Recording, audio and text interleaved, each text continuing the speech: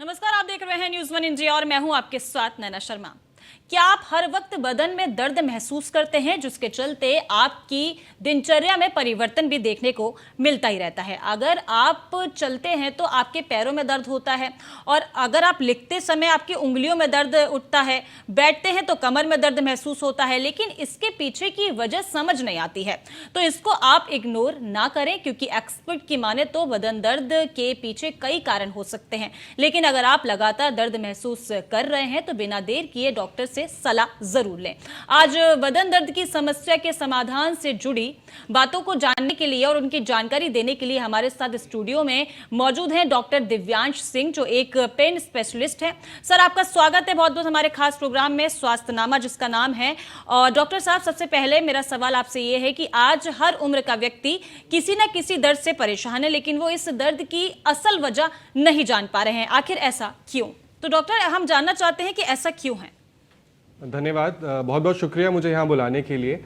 सब उम्र के लोग किसी न किसी दर्द से परेशान हैं। बहुत कॉमन है कि किसी न किसी को फैमिली में कोई दर्द बहुत लंबे समय से चले जा रहा है।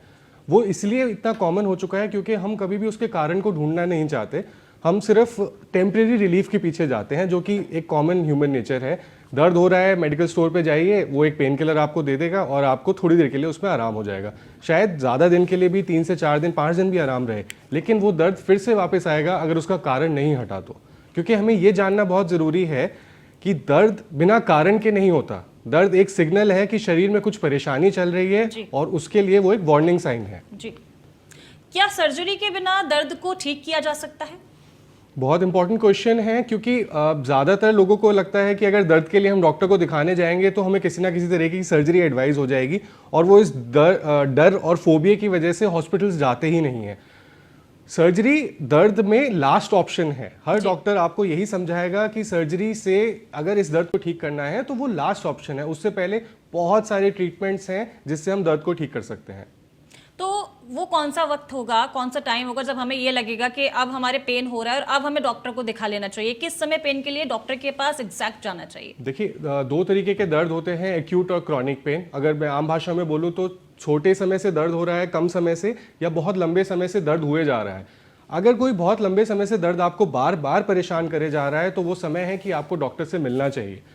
पुरानी कोई बीमारी है जिसकी वजह से आपको दर्द बार बार हुए जा रहा है तो आपको डॉक्टर से मिलना चाहिए। कोई बहुत ज़्यादा तीव्र गति से आपको दर्द हो रहा है, मतलब नींद खोल दी है आपकी, आप खाना पीना ठीक से नहीं खा पा रहे हैं, या आपका नॉर्मल रूटीन अफेक्ट हो गया है, तो आपको डॉक्टर से मिलना चाहिए।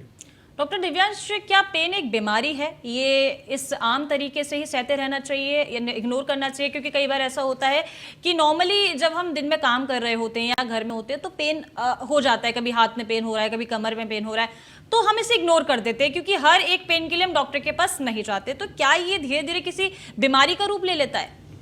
पेन हमेशा एक किसी और प्रॉब्लम का साइन है। वो एक तरीके से भगवान ने एक अलार्म सिस्टम बनाया है हमारी बॉडी में कि ये परेशानी अब आपकी नॉर्मल से ज़्यादा हो चुकी है, तो अलार्म जगना शुरू हो जाता है। जैसे बहुत कॉमन बैक पेन, हम नॉर्मल काम करते रहते हैं तो एक सीमा तक ही कर पाते हैं, उसके बाद हमें कमर में दर्द शुरू हो जाता है, तो वो हमारा शरीर हमें अलार्म दे रहा होता है कि ये ज़्यादा हो गया है, अब रुक जाइए। जी।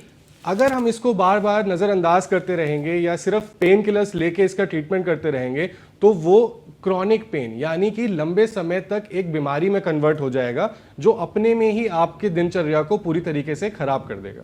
तो हाँ, पेन शुरू में एक बीमारी नहीं है, शुरू में एक सिग्नल है, लेकिन अगर उसको नज़रअंदाज करते रहे तो वो खुद में ही एक बहुत खराब बीमारी बन जाता है।